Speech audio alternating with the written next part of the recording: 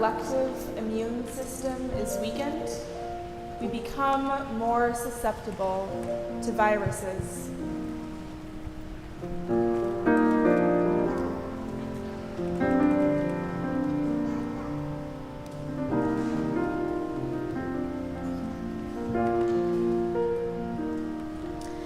How many roads must a man walk down before you call him a man?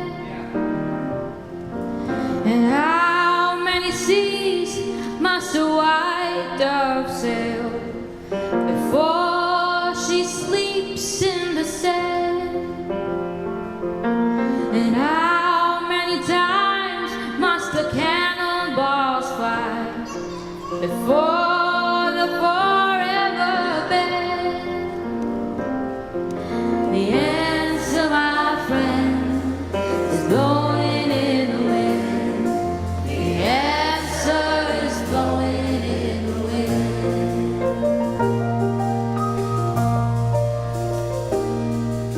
And how many years must a mountain exist before it is washed to the sea? And how many years can some people exist before they're allowed to be free?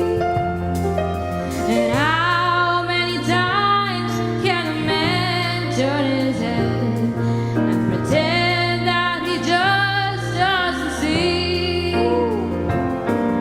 The answer, my friend, is blowing in the wind.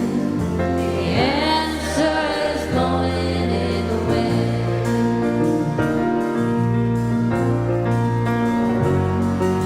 And how many times must a man look up before he can see the sky? And how many years must a man have before he can hear people cry? And how many deaths will it take till he knows that too many people have died? The answer, my friend, is blowing in the wind. Blowing in the wind. It's blowing in the wind.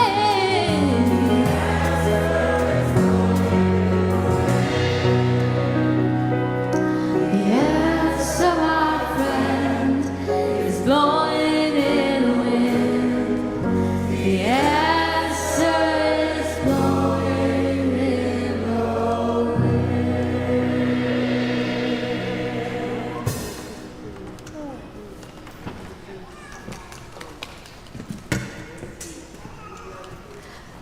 Good afternoon.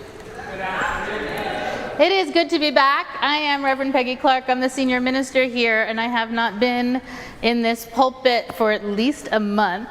So it's good to be back to be with you. I am decidedly unrobed and wearing flats, and just for the record, the flats are the really radical thing going on up here.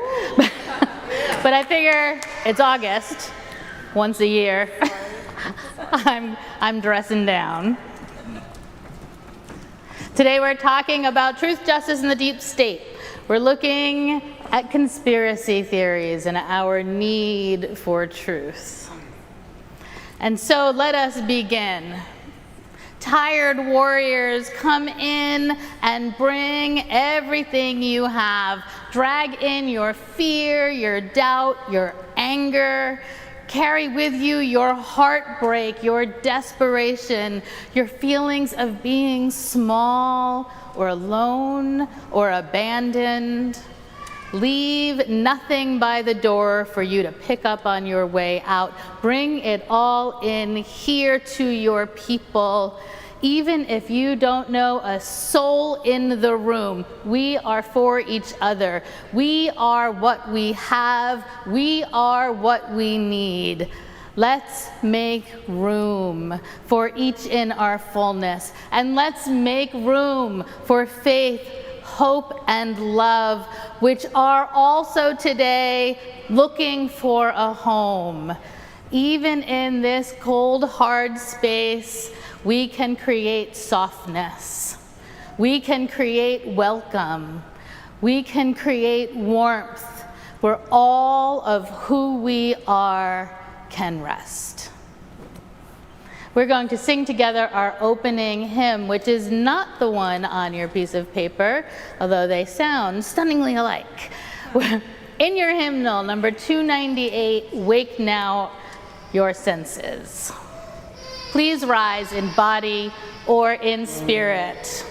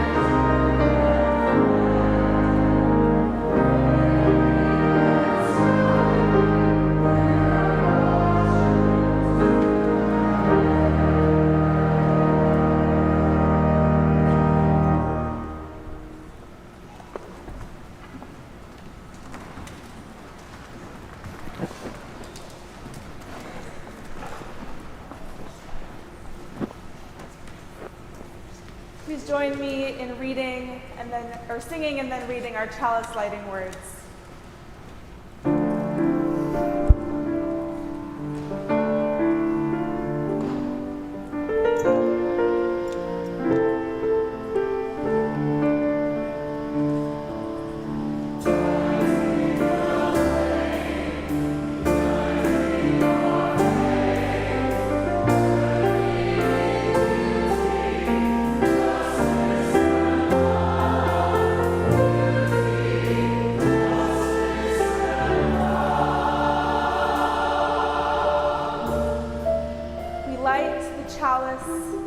The fire that guides and unites our church, kindling the flame of love that burns at the center of our faith.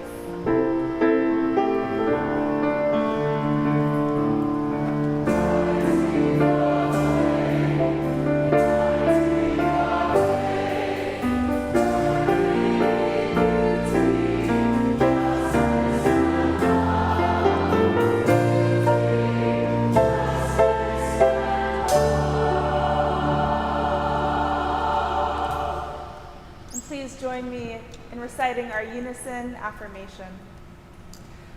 Unto the Church Universal, which is the depository of all ancient wisdom and the school of all modern thought, which recognizes in all prophets a harmony, in all scriptures a unity, and through all dispensations a continuity, which abjures all that separates and divides, and always magnifies humanity and peace. which seeks truth in freedom, justice in love, and individual discipline in social duty, and which shall make of all persons one beloved community. Unto this church and unto all its members, known and unknown throughout the world, we pledge the allegiance of our hands and our hearts. And on Sundays, we greet each other as part of our liturgy. We turn to our neighbor, whether they are strangers or old friends, and we welcome them into our shared space. It's our way of saying that our spiritual path is communal, relational, that we are in this together. Not just friendly, it's how we ground ourselves in this space with each other. Please greet your neighbor.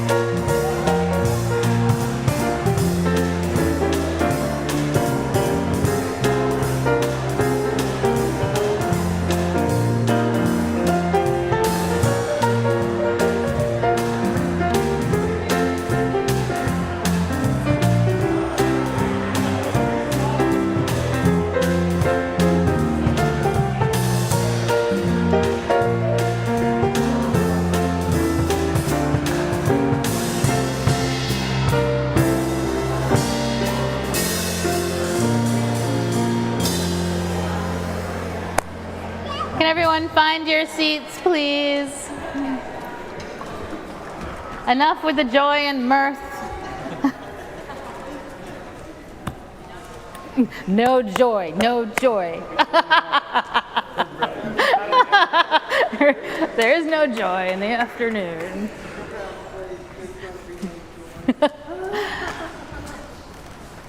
The last thing we do is part of our gathering ritual is we name the thing that may just be on all our minds. The thing that we have to all let go of in order to be present here, in order to carve this out as sacred space for ourselves. The shared experience. And so every Sunday the challenge is to figure out what everybody is feeling. And I don't know how well I do that, but it seems to me today that the shared experience has something to do with watching our democracy dissolve. And the feeling some of us may have in the pit of our stomachs about powerlessness. An experience maybe of dread, of fear, of sadness. Does that sound familiar? So, we know what it is. We have it, we feel it, and we're going to put it down just for a little while. And we're going to back away from it and let it be. Held in our presence, a net of love around it, so that we can be with ourselves, our faith, and each other.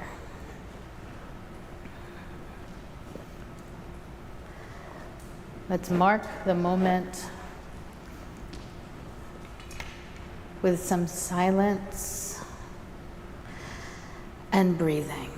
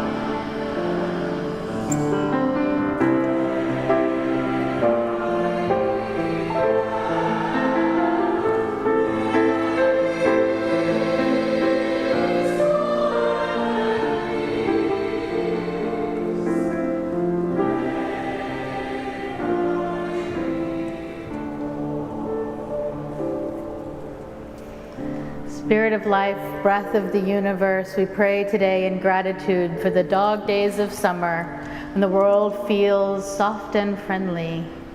People meander on sidewalks, music is heard in the streets, fairs and parades and outdoor cafes are crowded with people loving the welcome from Mother Earth.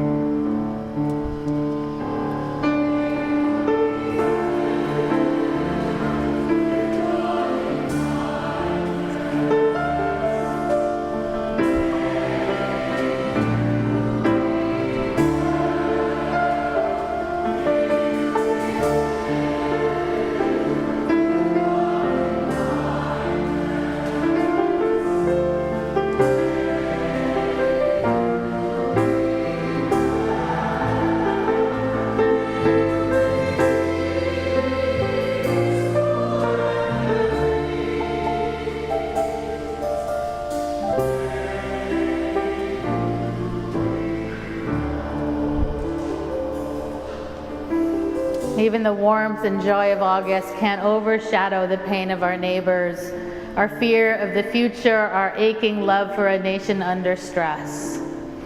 Spirit of life, breath of the universe, our hearts are broken by the intentional tearing of the social fabric. May our leaders be awakened to the pain they are causing. May compassion become our national watchword and empathy our collective prayer.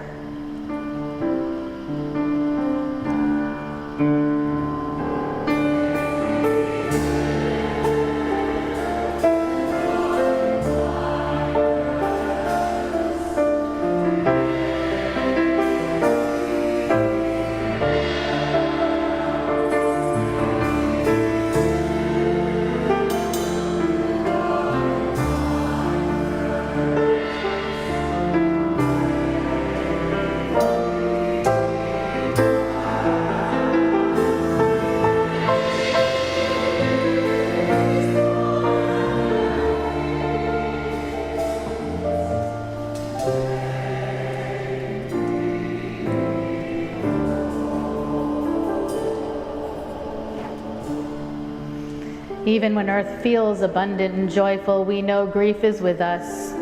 We hold in love all those who suffer, especially the people of Palestine who are starving to death as the world looks away. We hold in love all who suffer, especially the immigrants in our nation who are being assaulted and kidnapped by our government as the world looks away. We hold in love all those who suffer, especially the people on DC streets who are living in a military zone while the world looks away. We hold in love all the people on our own New York City streets, hungry and homeless, as the world looks away. Spirit of life, breath of the universe, wrap yourself around those who suffer, and may we too become living bodies of compassion.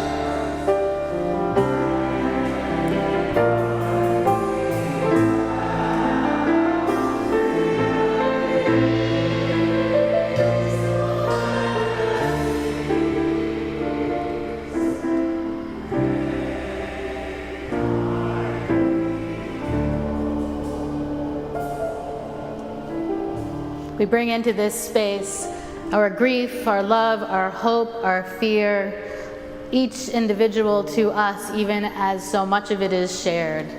This is our moment to come forward, to light a candle in hope and faith.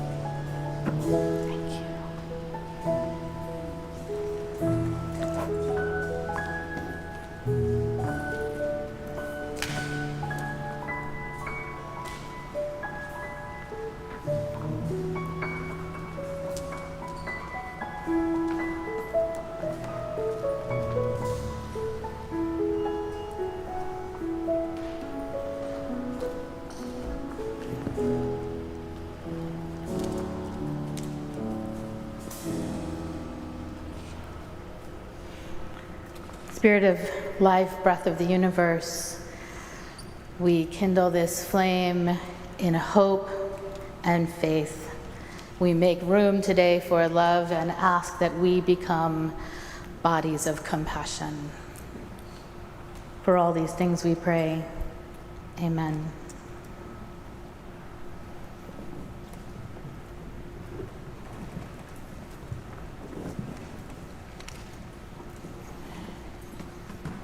Our wisdom story today is called The Flat Earth.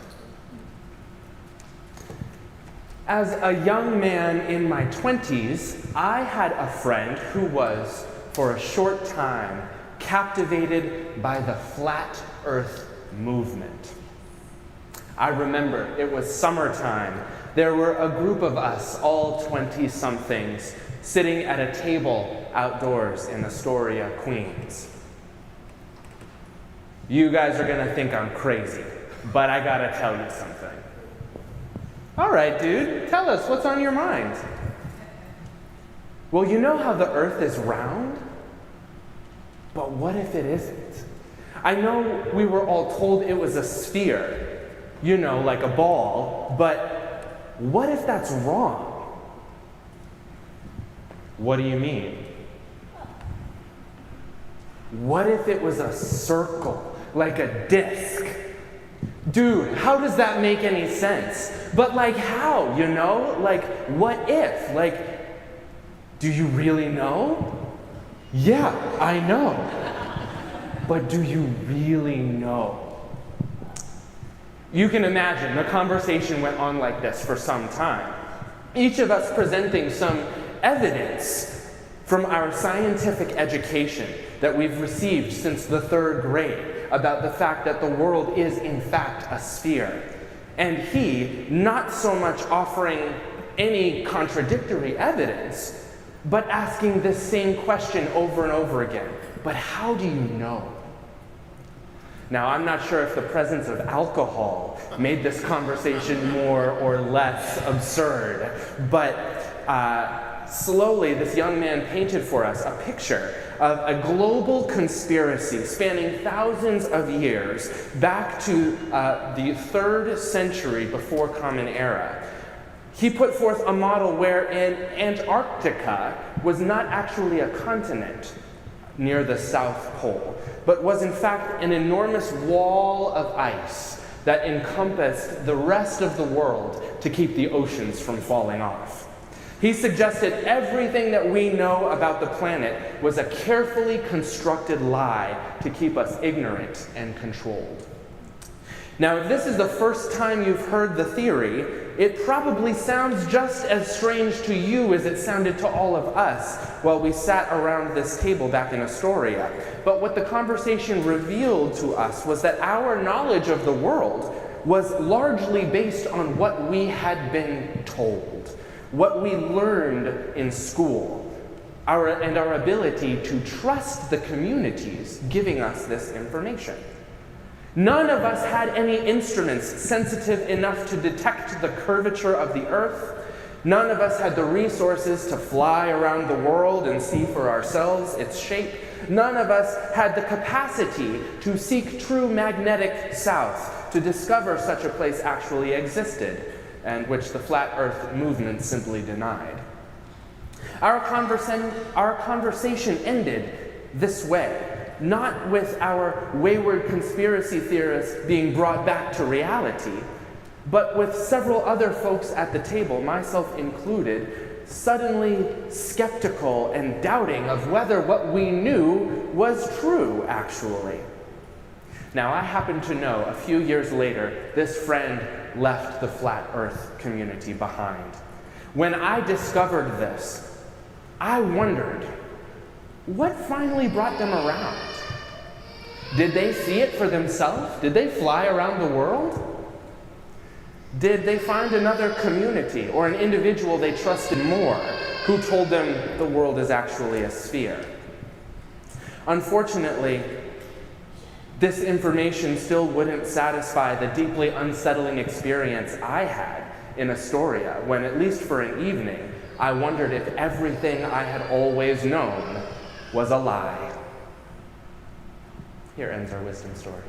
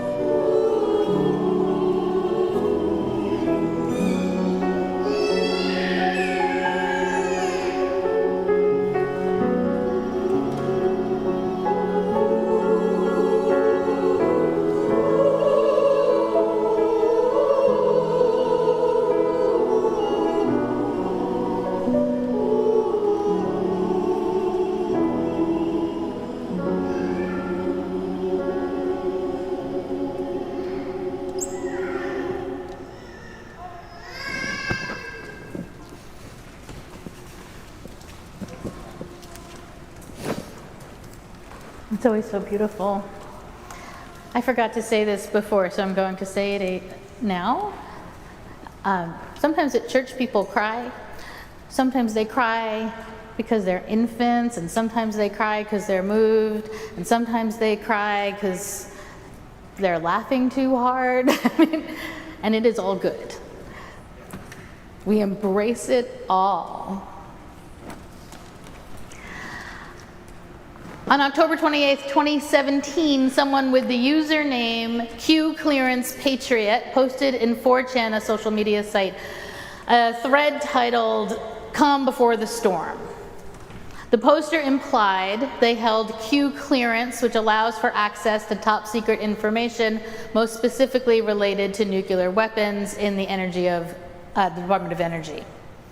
The first post claimed that Hillary Clinton was about to be arrested, along with several other left-leaning figures for their role in child sex trafficking. The second post, just hours later, updated the reader. Clinton was, in that moment, being detained, but had not yet been arrested. Now, just to be clear, none of that was true, but the QAnon conspiracy blossomed quickly, nonetheless. Other prominent Democrats, favorite right-wing targets, even some moderate Republicans, were thrown in as the theory expanded. The Obamas, George Soros, all three Clintons, the Biden clan, Liz Cheney, Robert Mueller, John McCain. The underlying theme was that there is a worldwide liberal cabal, people who used to have power and who exploited that power for the purpose of abusing children, and that these people are about to be arrested, their secrets exposed. The world has been run by wildly corrupt politicians, but Donald Trump is now in office, has access to the truth, and will be taking them down any day now. The end is near, and a new world order is about to begin. The term "the storm" became code for a day when thousands of people who have infiltrated all our major institutions, from government to media to the arts to universities, will be taken down in mass arrest and maybe even put to death for their heinous crimes. The insurrection at the Capitol on January 6th was, for many, thought to be the day. When that didn't happen, January 20th, 2021, President Biden's inauguration, was next on the list. People called in sick from work, planted themselves in front of televisions alone and in groups, expecting to witness not just the arrest of Joe Biden before his swearing in, as was foretold by QAnon himself, but the collapse of the nation as we knew it, ready to be rebuilt in the spirit of our founding, with the royal establishment defeated once again. When that didn't happen, the goalpost moved. Election fraud would be proven in Arizona, which would topple the entire electoral system, now revealed as completely corroded. Trump would be sworn in March of 2021. The election audit over Governor of California was about to demonstrate how Democrats were manipulating the system. They even believed that John F. Kennedy and his son, both long dead, would appear in Dallas in November 2021 to announce the reversal of election results, putting Donald Trump in office and restoring the nation to democratic health. Now, I'm sure this all sounds kind of bizarre, and bizarre enough to just be ignorable, even as literally millions of people around the world, and yes, this is a global phenomenon, millions of people around the world believe it. And for the most part, ignore it we have. Even as it seemed to be losing traction, though, the entire story has now gained new supporters in the Democrats, as this conspiracy theory has attached to the Jeffrey Epstein story. Jeffrey Epstein, from what we know, was an unexplainably wealthy man, a New Yorker who hobnobbed with the rich and powerful, and was also, it's quite clear, a pedophile. He was known for hosting elaborate parties, some of which had teenage girls for the taking. He was friends with some of the people QAnon has been calling out, like the Clintons, Bill Gates, Prince Andrew, but was also at some time quite close to Donald Trump. Jeffrey Epstein was arrested for child trafficking and was found dead by suicide in his prison cell. You don't even need an instigator like Q clearance patriot. The conspiracy writes itself. With the Trump connection, far-right radicals, gripped by their fear of the deep state, and mainstream Democrats are unexpectedly on the same side, calling for a release of information that will reveal the true untold, institutionally buried story. In response, Republicans shut down the House of Representatives this summer and sent everyone home while the nation teeters on the edge of our seats in anticipation of a big reveal. Will the Democratic establishment be taken down in a wild fight for the nation's soul?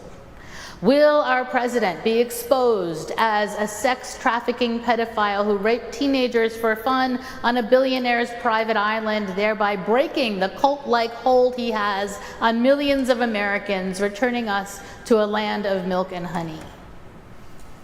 I am not a fortune teller, and to be honest, how this story ends is less interesting to me than why it's gripped our collective imaginations. Conspiracy theories have been part of the human condition forever, as far as I can tell. We seem to be always scratching at the surface, looking for truth wherever we think it might be hidden. We live in great mystery. The response for some of us is to lean into religious myth, allowing those narratives to shape our lives. When I say myth, I'm referencing huge stories that are bigger than facts. There are often facts in the stories. I'm not suggesting otherwise. I'm saying, though, that the story is bigger than the facts. Religious myth is about truth. The stories are massive. They are the framework for a culture over millennia. Living in great mystery is why we have religion. It's how communities face into big questions, how we grapple with answers together. Spirituality is how we do this alone. Religion is how we do this together. If religious mythology doesn't work, national mythology might. The story of a nation, the history, the structure, the language, the culture, offer systems for many people that they can abide and that bring meaning and order to their lives. Another way to find meaning or create the possibility of living within the mystery of human existence is to seek uncovered truth, accessible in our own time and place. We look for patterns. We look for hints or clues that will put us on a path leading to the information we need that will bring order to chaos.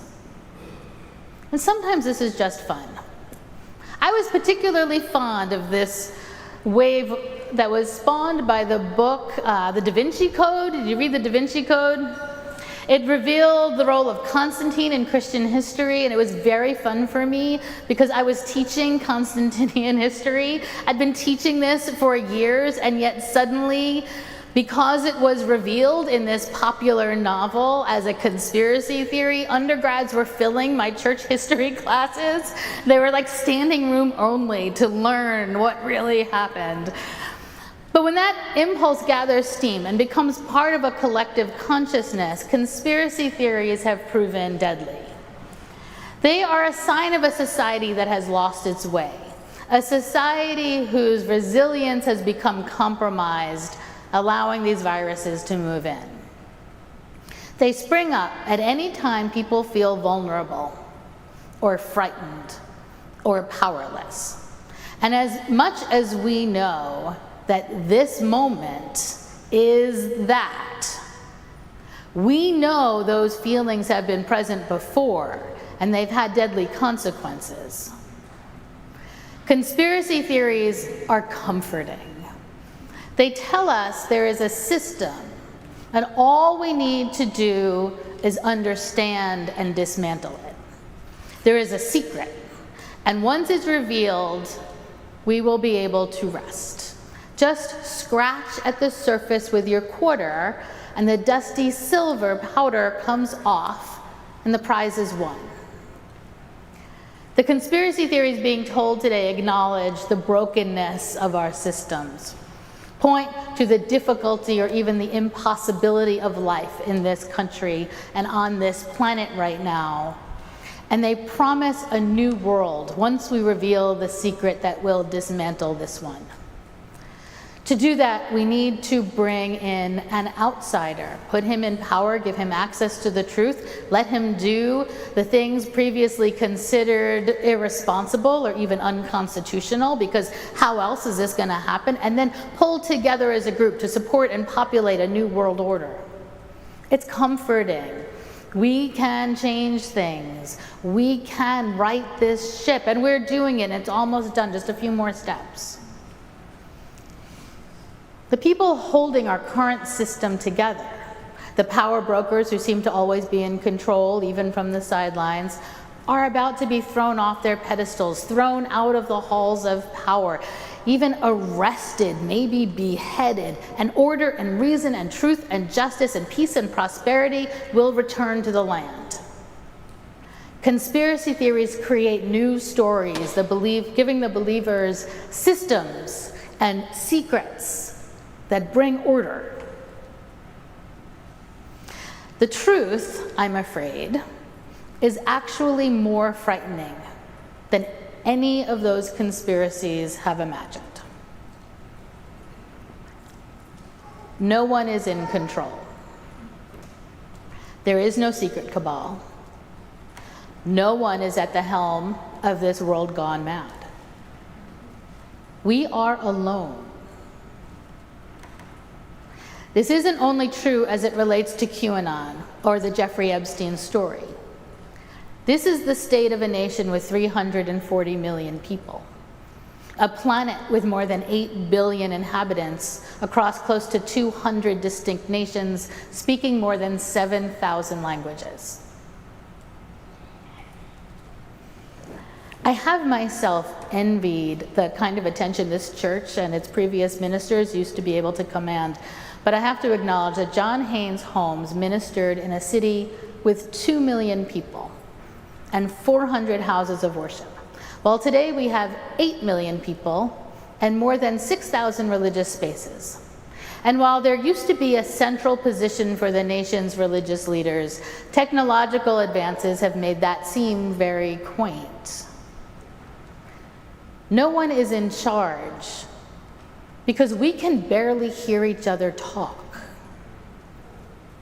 And we no longer have third spaces to meet. Home, work, church, this no longer exists. We are a society fragmented. And we tend to stay home and stare at screens and watch 60-second videos that can sometimes seem long. Or turn on the news with dozens of headlines screaming at once, making even the newscaster compete with their own scrolls. No one is in charge because we can't hear each other.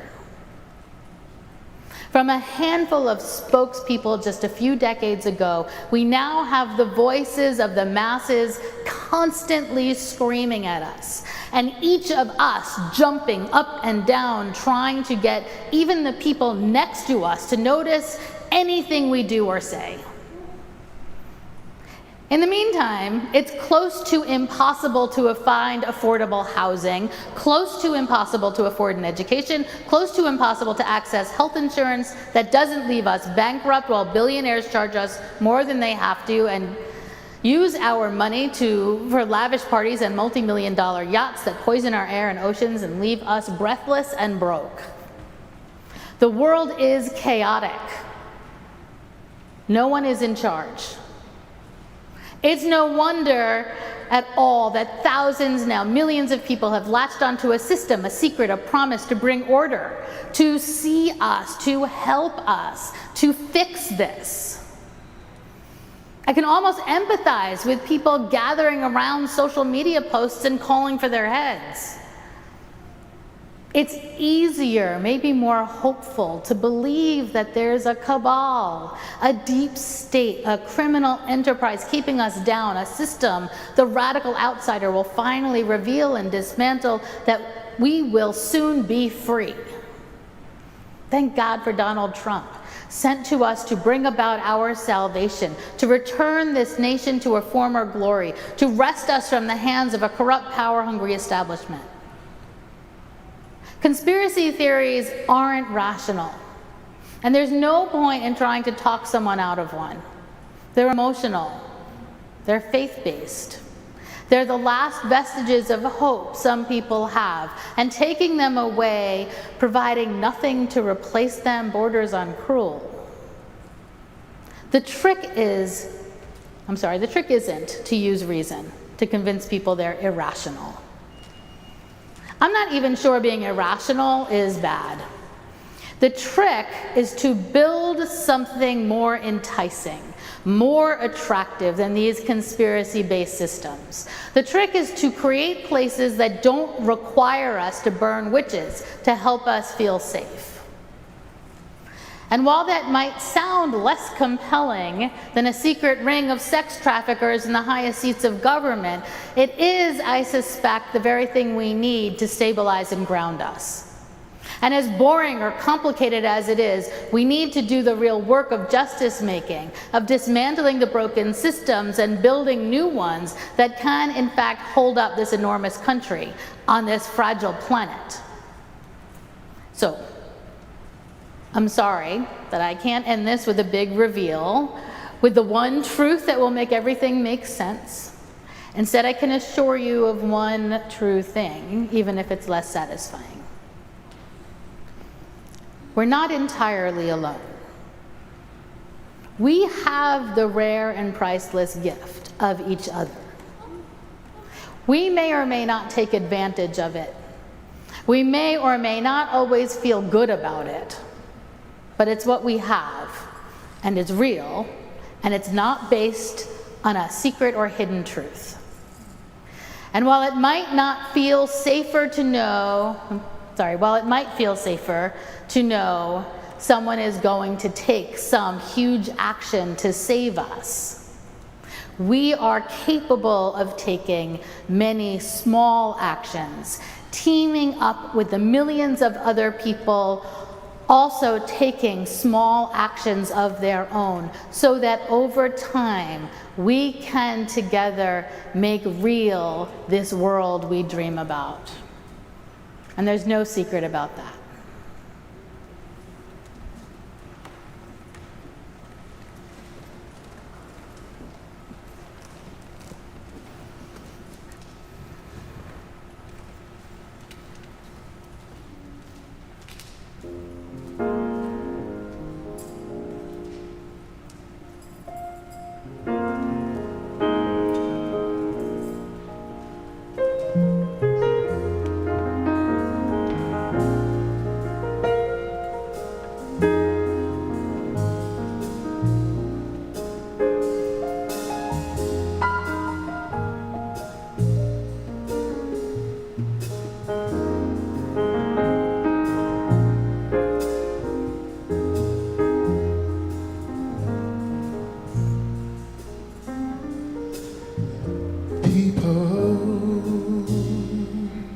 Keep on learning while your soldiers keep on warring. World, keep on turning. It won't be too long.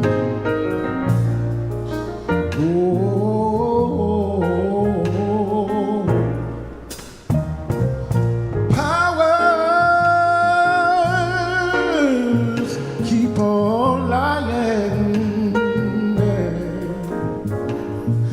while your people keep on dying. Yeah. World, keep on turning. It won't be too long. Hey,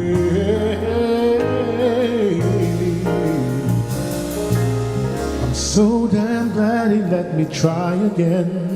The last time on earth I lived a whole world of sin. I'm so glad I know more now than I knew then. I'm gonna keep on trying. till I reach the higher ground. Higher ground. Preachers, keep on preaching. Believers, keep on believing. And world,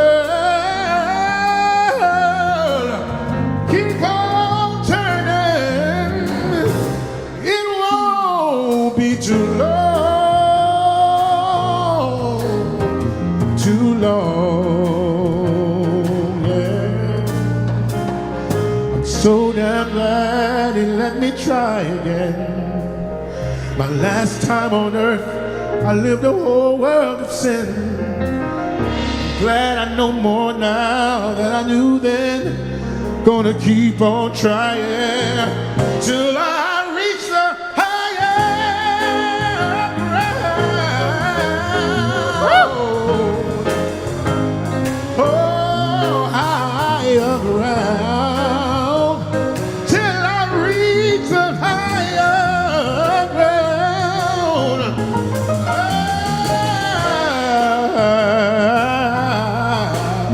I'm gonna reach it till I reach the higher ground. Till I reach the higher ground. Till I reach the higher ground. Ooh.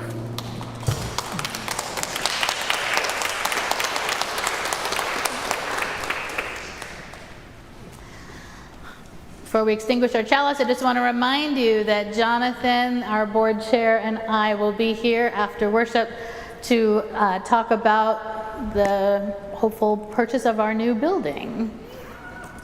So please, if you have any questions, hang around. May the truth that makes us free, the love that casts out fear, and the hope that never dies guide us and those we love and those we do not love forward together till the day spring breaks and the shadows free away. We will extinguish our chalice together.